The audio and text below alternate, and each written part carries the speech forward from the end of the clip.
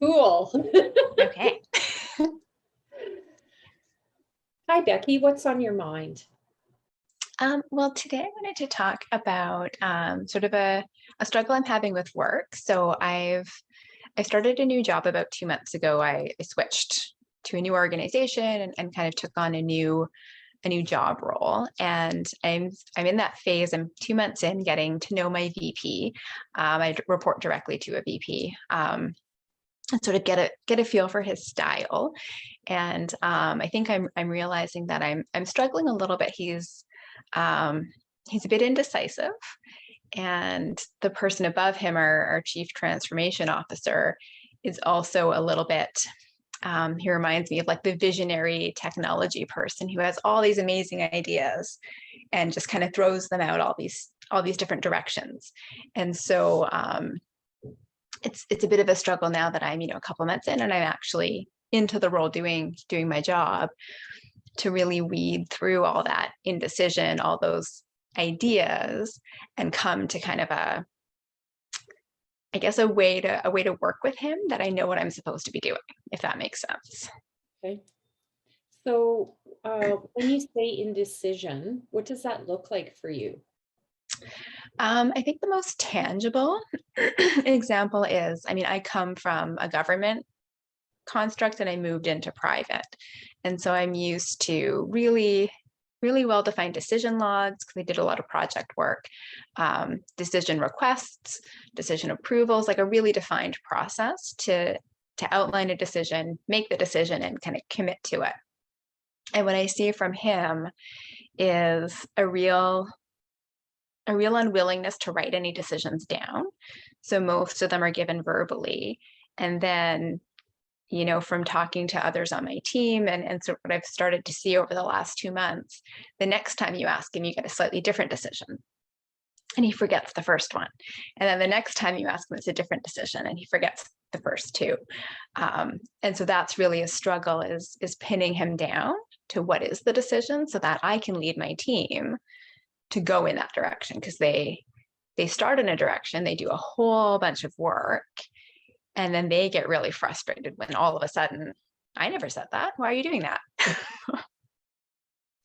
So, so what did the process that in the government area provide to you? I think it was trying to think of the word. I guess it was just knowing what the path was to get to a decision, and then certainty. Things change and obviously you need to be flexible.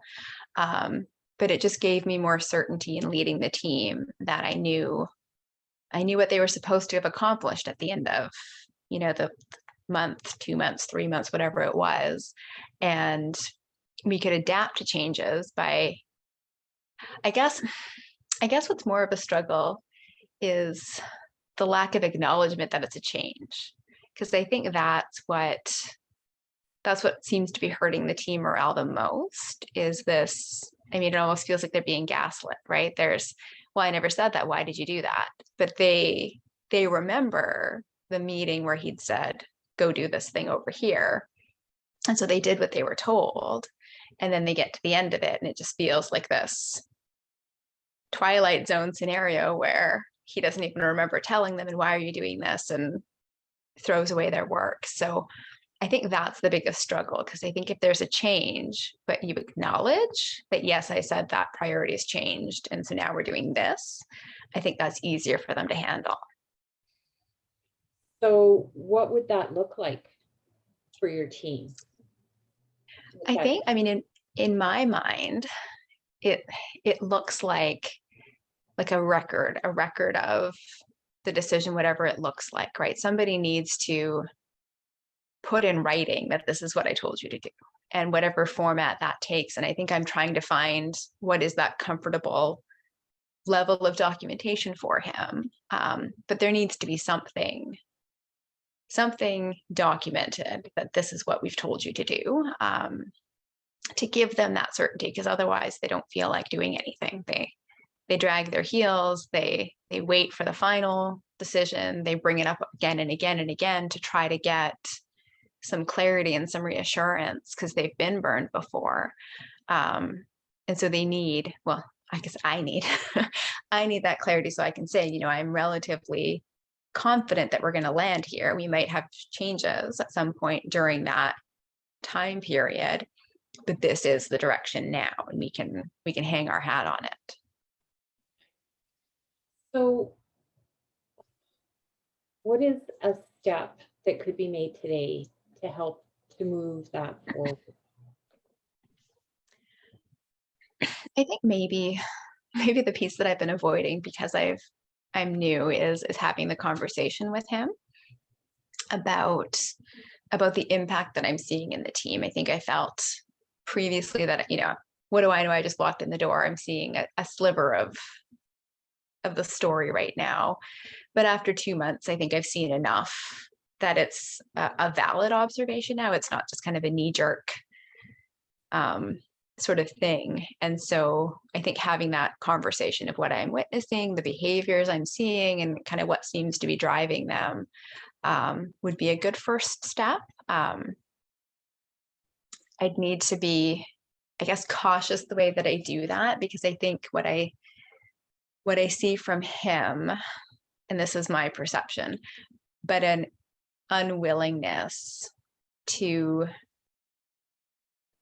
I don't want to say accept blame, but to have any responsibility for when things go wrong. That's sort of my perception of what's beneath that unwillingness to kind of write anything down, is that he doesn't want to be the one who was wrong.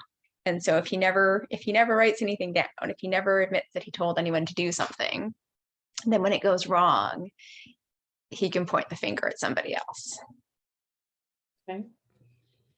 So, what would you like by the end of our conversation today? I think a plan for how to work with him better. Not that we don't work well. I mean, we get along fine. I think I'm the one who's uncomfortable, and it's not. It's probably not out in the open like what I'm uncomfortable with, because I've been trying to get my head around it for the past 2 months, and so I think maybe some clarity about what it is that I'm uncomfortable with in working with him, and what I would like to see change, and what's reasonable to ask to change. And then maybe like a couple of ideas of how to go about doing that in the next couple of weeks, because I think I probably need to do it soon, or else not at all. Okay. So through our conversation, by the time we're done, you would like to have some clarity about how to have the conversation with your boss, for lack of a better word, VP, and a couple of steps toward making that change. Yeah, and I think what I'm asking for, I think I need clarity on that, because if I come in with the disorganized thoughts I have now, I'm not really sure what I'm asking him to do. Right. So, how will you know you have gotten this when we're done? How will you feel? I think I'll feel, I guess, less confused. I don't know what the opposite of confused is, but maybe more clear about what the issue is. And I think confident that I've got a plan that I feel comfortable with. Okay. All right, so maybe let's explore this a bit. So what is the real challenge here for you in this with your VP? I think the challenge for me is like I'm a real people person, and my primary focus is usually on my team. So I look at it as my job to sort of shield them from the chaos that tends to happen at that senior level, right? There's all those discussions around direction and priorities, and all these things swirl. And I'm a product owner, so I sit between the VP and the team.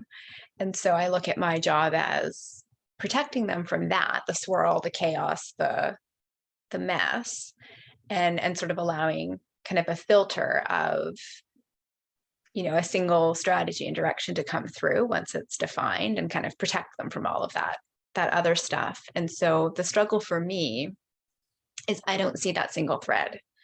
And so there is nothing that I can distill down to the team and protect them from the noise and the chaos. All I have is chaos. And so it's like, okay, I'm missing that clarity. I can't even distill it from what's going on to be able to give to them. What do you really need from your VP? I guess commitment to an idea, commitment to a direction.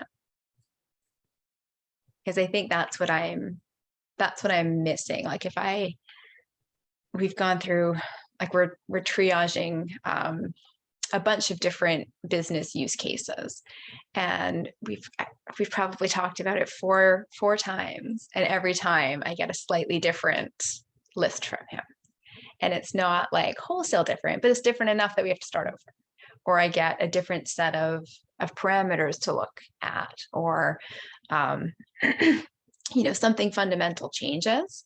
And then I have to go back to my business analysts and say, actually, can you redo all of this now with this in mind? And then they go through that exercise and we get to the end of it. And I have to come back to them again and say, well, actually, can we take these ones out of scope because we've decided to do this now? And so that is really frustrating that there's no, like, I guess I need him to slow down and think about it and come up with what his opinion is, and then commit to it. But that's a hard thing to tell somebody.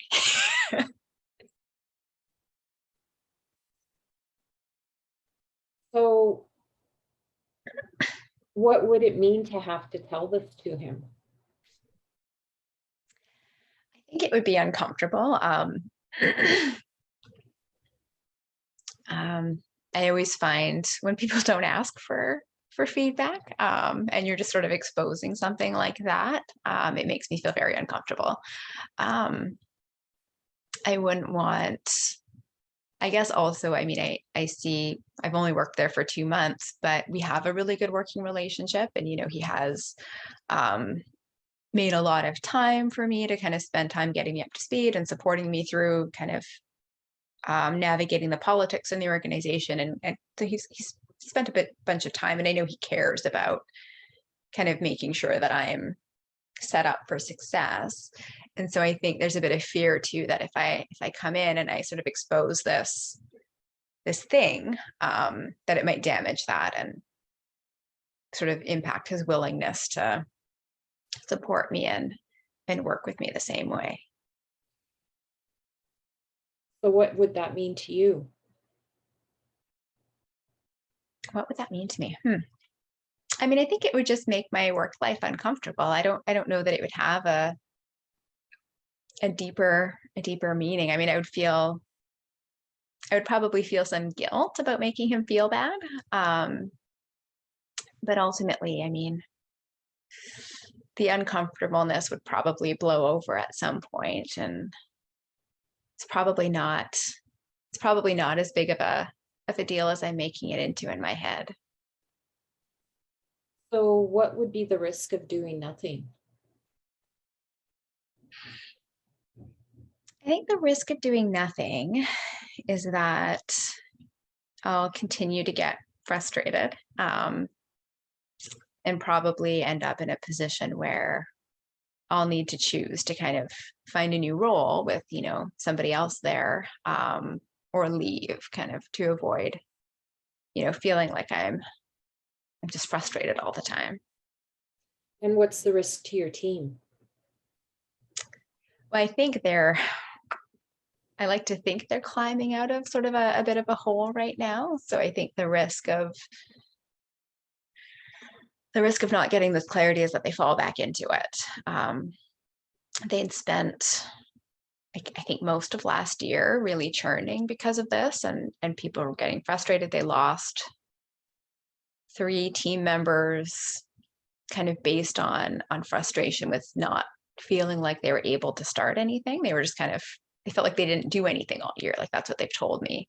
And so over the past couple of months, our Scrum Master and I have worked really hard to bring them some clarity. So we have like at least one short-term goal that they can kind of sink their teeth into. It's not changing.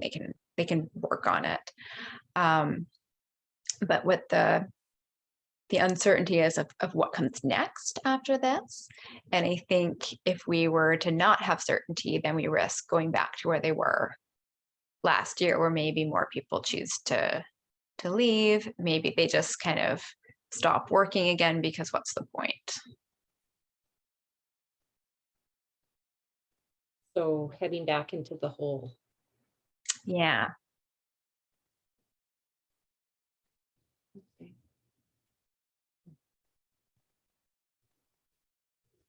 So how does that sit for you? I guess on the one hand, like I know about myself that I get way too invested in these things. So on the one hand, there's sort of this sense of like, well, you know, how much does it matter? Like, how much is it my job to fix it? And then the other piece is kind of, because I care a lot about my team, even though I haven't known them very long. You know, I would hate to see them go back where they were, when it feels like over the past couple of months they've made a lot of progress, and you know, they're joking in meetings again, and they seem like happier people, more productive, more involved.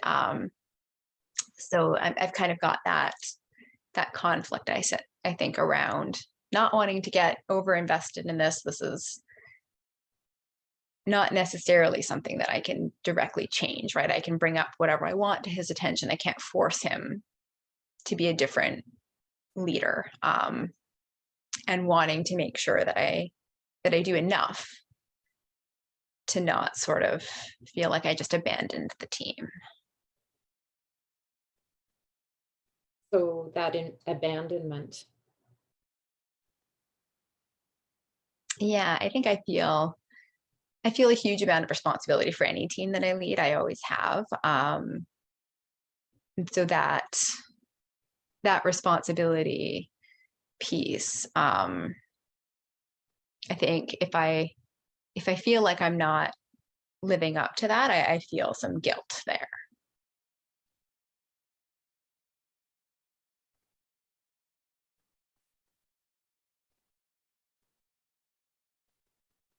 So what do you want to be able to say to your VP?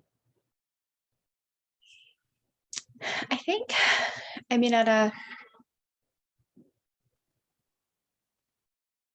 the sort of basic level, I want to be able to explain to him the impact of not having that clarity.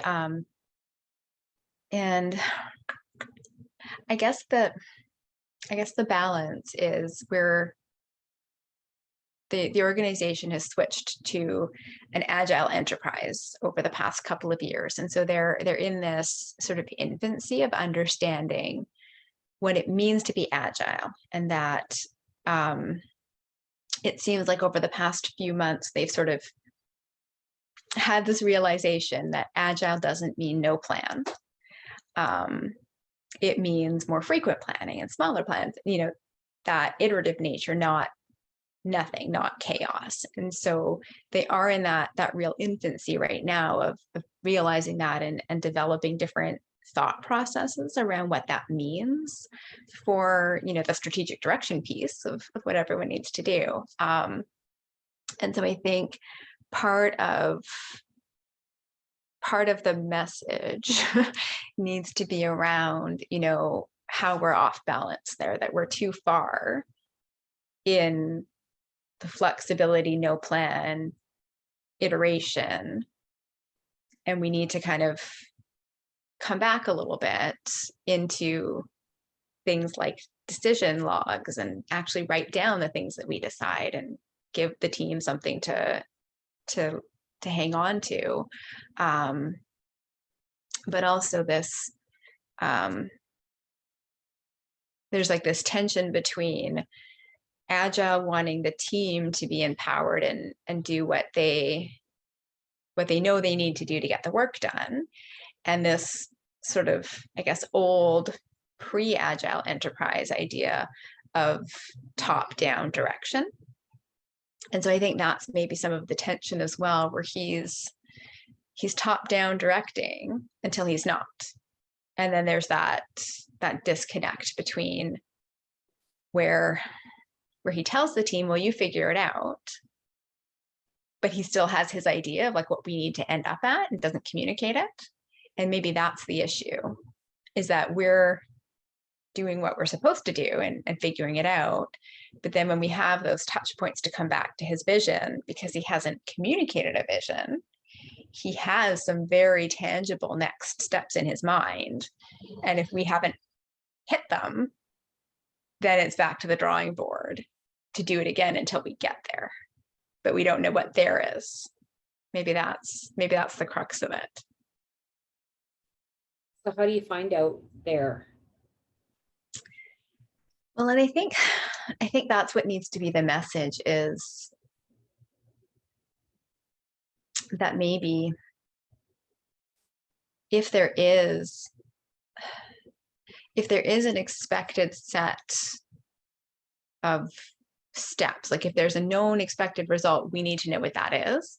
And withholding that from us is not Agile. Withholding that from us means that we churn. And so not asking for a really defined work plan, because that's not what we need, but really ask for those endpoints. Like, what is there's a thing in Agile, acceptance criteria. So what are the acceptance criteria to be complete on this activity?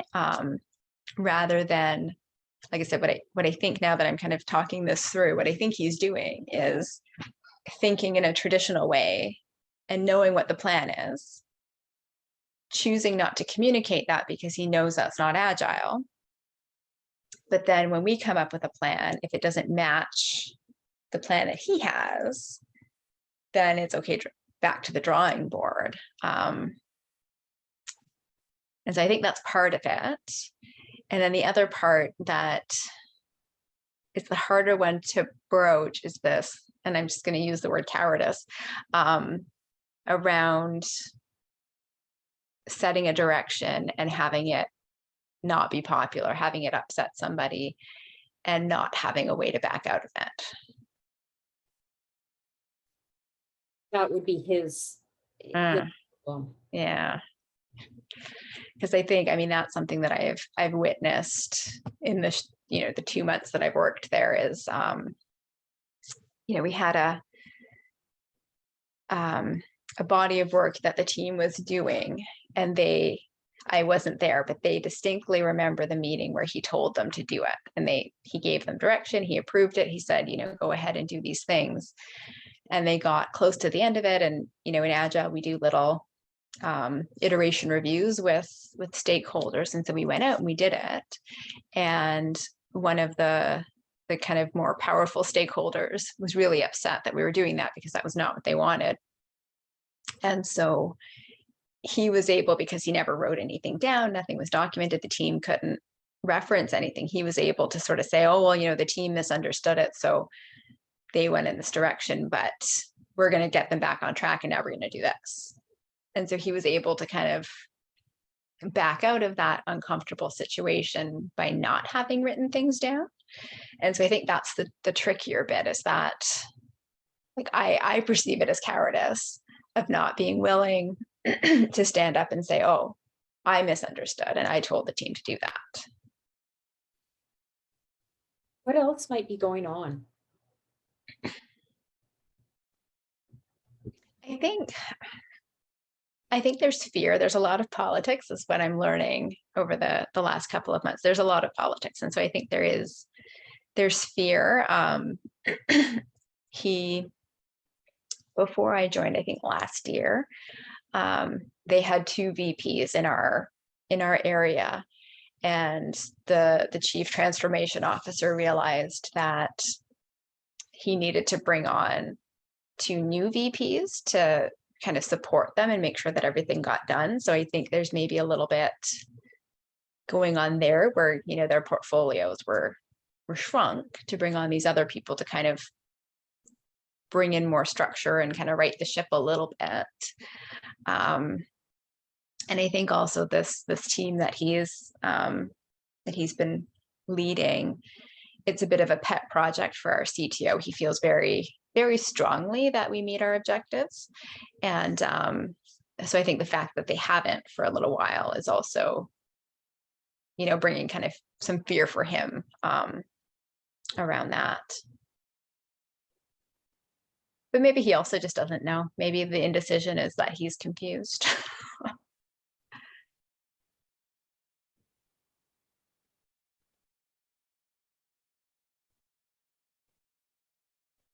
So what are the things that you need to talk to him about? I think I definitely need to talk to him about the impact on the team. I think that's like a real tangible piece. And I think it does have to be around that clarity of direction, and the need to document it somehow. I mean, it doesn't have to be like a traditional project management type thing. Like, it doesn't have to be a specific format, but it needs to be somewhere. Like, we need to be able to tell them this is where the goalpost is. These are the rules of engagement, for them to be able to do their work.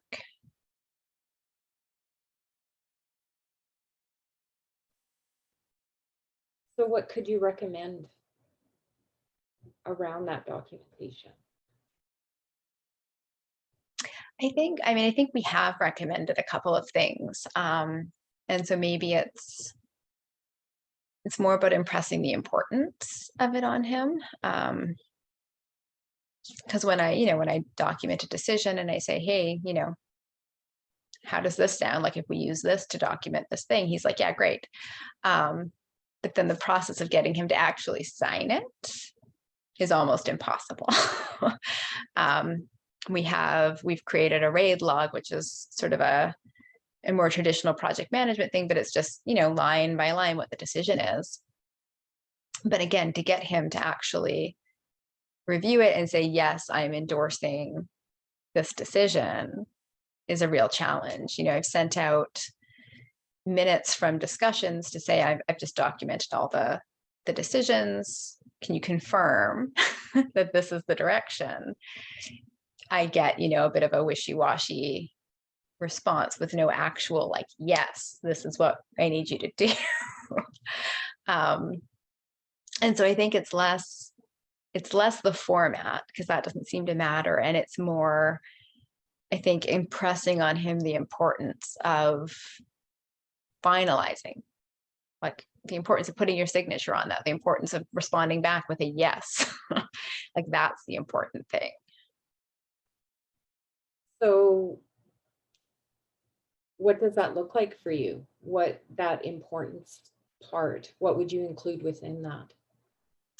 Well, I think describing the impact is big. And now, like I said, that I've been there for a couple of months, I've seen it firsthand. So it's not just me hearing stories from the team because the first thing I did when I joined was I went and talked to everybody on the team and got their sense of kind of how are things, like, what do you struggle with, all of those pieces. And so now it's not hearsay. It's okay, I've witnessed it. I've seen the examples and I've seen how it impacts them and how they show up afterwards. Like, they all wear their heart on their sleeves. So you can see the week after something like that happens, the energy is just so low. Nobody contributes in meetings. Working through our backlog is just torture because nobody wants to do it. And it takes them like a couple of weeks to get out of that. And then they come back when we can find some clarity. They come back and then they're incredibly productive. So I mean, I've seen that firsthand. Now I can really describe that to him and give him some examples. And I think I can offer to help create the clarity, which is, I think, maybe a part of it is that he's struggling to build the clarity himself. And so bringing some of the skills that I bring with me to maybe suggest a direction a little bit more clearly, rather than asking him, instead of asking him to decide, I can maybe paint a more complete picture of what the future needs to look like. And I've started doing that a little bit. And I mean, it's a little bit finding the style. I'm used to people who are a little bit more analytical in my previous job. So they wanted to see, a full analysis, a full documentation of, everything you've considered. And I think what I'm learning is he wants metaphor, he wants pictures, he wants something that he can like have a story around. And so I think that I'm starting to shift to that. So I think presenting it in more of a story would be helpful. So that was just a lot of thoughts. Can I make an observation? Mm. So I'm just wondering, how you get him to sign on the bottom line. Like what is he needing?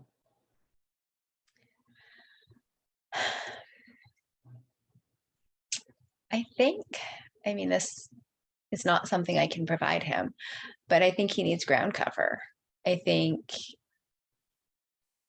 he feels at risk. And by not signing, he's protecting himself because he can blame something else. And so, like I said, it's not something I can give him, but he needs some kind of protection. I mean, even the most recent one we're working towards now, where we're trying to make a scope decision. He wants me to present it to our CTO as my idea. And so I think, that is genuinely what he needs. He needs somebody else to have their neck on the line.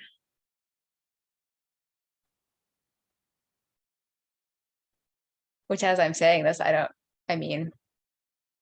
it's not something that I'm willing to give him.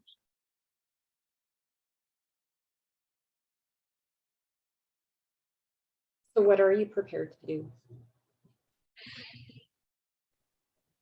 I think what I'm prepared to do is kind of escalate the concern and make him aware of it, and give him sort of my thought of what we need to be able to move forward.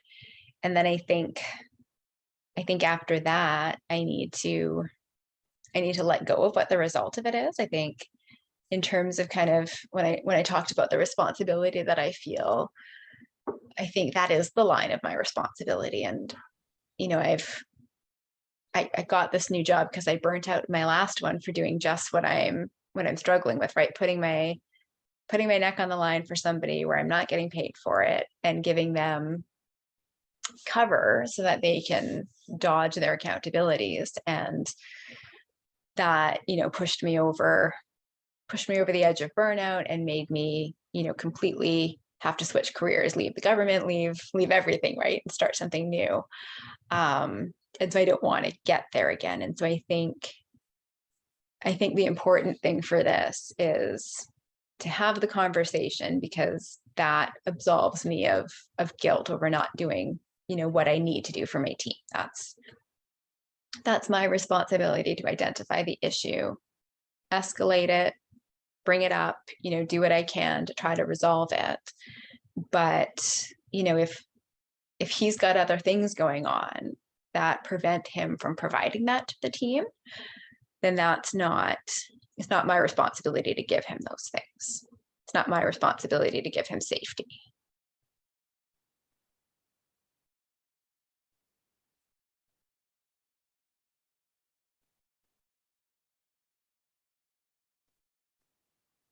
What would the ideal outcome of that meeting look like? I guess when I think of it that way, just understanding, I think if he,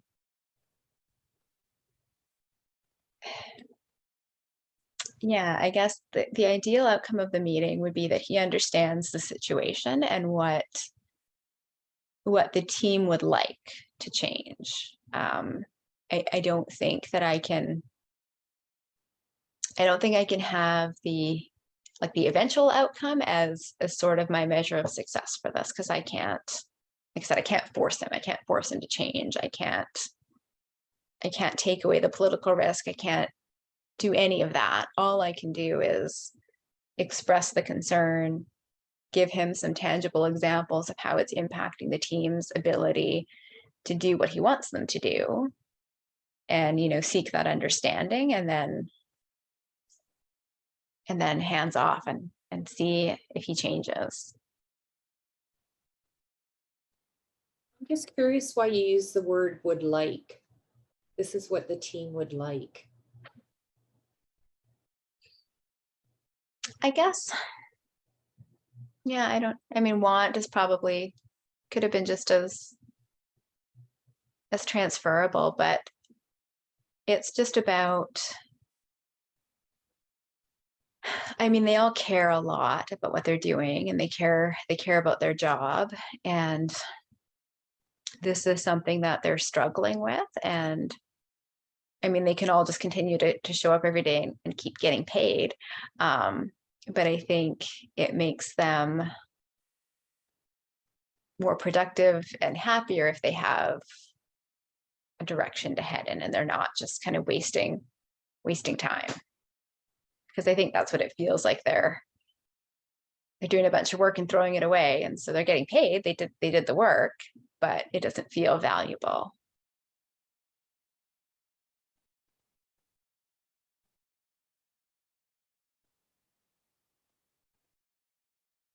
So why would you not use need? This is what the team needs. I guess because maybe they need it, but yeah, I don't know.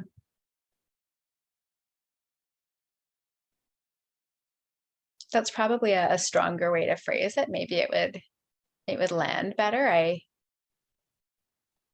tend to shy away from need unless it's an actual need.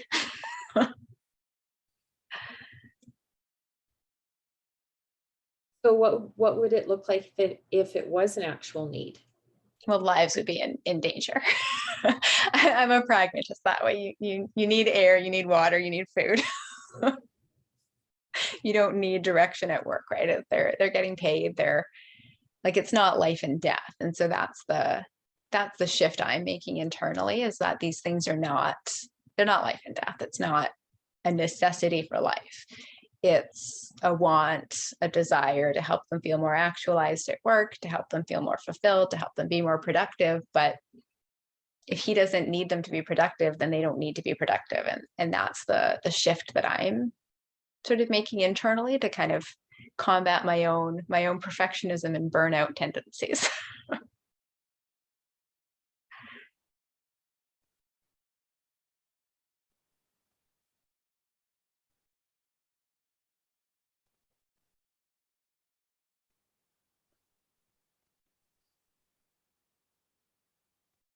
So what potentially would be a shift between the word want and need in your conversation with him?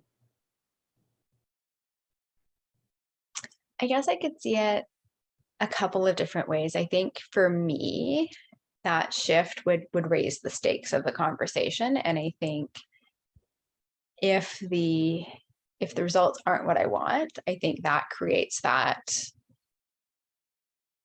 kind kind of that negative reaction in me that like something they needed and now they don't have it. And oh, that's kind of a crisis situation. I think for him as well, like it kind of creates this higher stakes on that side too, right? Where it's, I could see it feeling a bit like an ultimatum. The team needs this or we're not going to deliver, and he does not react well to that. So I think for me that phrasing doesn't feel right for the situation, because it'll be helpful for the team. It'll help us meet the goal. It'll allow us to sort of move more quickly, to move more confidently, to avoid wasting time and effort. But if we don't need it, like it's not, nothing, the sky doesn't fall if we don't get it. Okay. So where are you at right now with this discussion? I think I've got a good first step.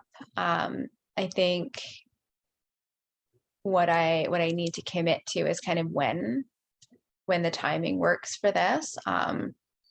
And next week is not an option because he's got leadership meetings all week, so he won't be available. But I could probably look to do it kind of the week after, and that'll give me time to get my thoughts a little bit more organized next week as well, and kind of come up with sort of the tangible examples and get them really nicely laid out, to explain to him kind of what they need.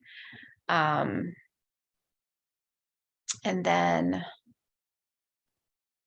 then just set up the meeting and have the discussion, I think would be the next steps that I need to do.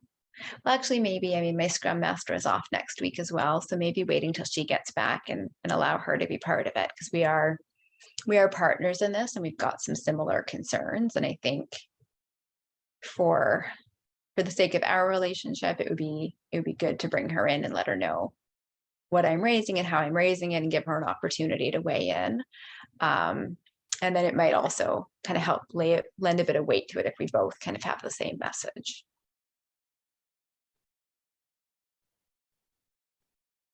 How important is this question to you? Or this conversation? How important is the conversation to you? Well, I think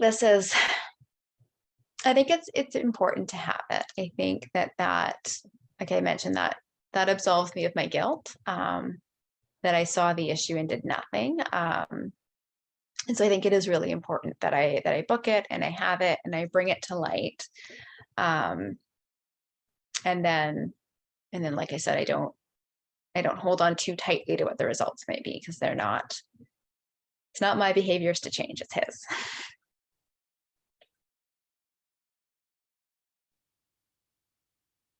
What if things don't change?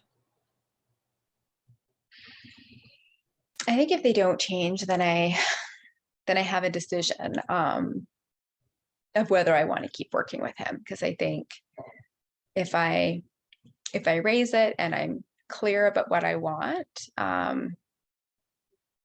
and nothing changes, then I think that gives me information I need to know about whether I can continue working with him for, however long I stay in this job. And I think that would just be something I would have to look at really honestly, but if this is something that I'm willing to work under, knowing that I've gone down this path before and did the extra work to make it work, and burnt myself out and left feeling pretty negative about the situation, the entire workplace. Like, it was a really negative place. And so I think knowing that I need to stay in what I'm getting paid to do to feel okay. If he doesn't take the feedback and shift at all, then that would tell me that I can't stay.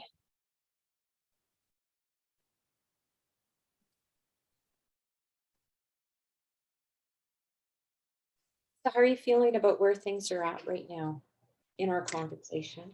I think I'm feeling good. I think I've got clarity of what it is that I need to talk to him about and what I probably don't. It's something that's bothering me, but it's not actually something tangible for him to shift in his behavior. And then I think a commitment to book some time. So I think that's positive. So what else do you need to, is there anything else that we need to chat about before we finish up? No, I think this was very helpful. Thank you. Okay, great. Good job. Well, I'm not quite sure about that, but yeah. How did, No, it was good. You asked some really good questions, and I felt like you gave a lot of space and, sort of a lot of, I know I trail off and people tend to cut me off, and you waited until I kind of caught myself and finished it. So I thought it was really good. one of the things I'm really trying to learn is to give that quiet in between to give people the opportunity if there's more to say. I really struggle with that. You did a good job. Okay, good. Yeah, well, I mean, this was great for me. Like I'm just in that place of, oh, should I be inquiring more about this? Or, do you feel like we got to where you wanted today? I think so. Yeah.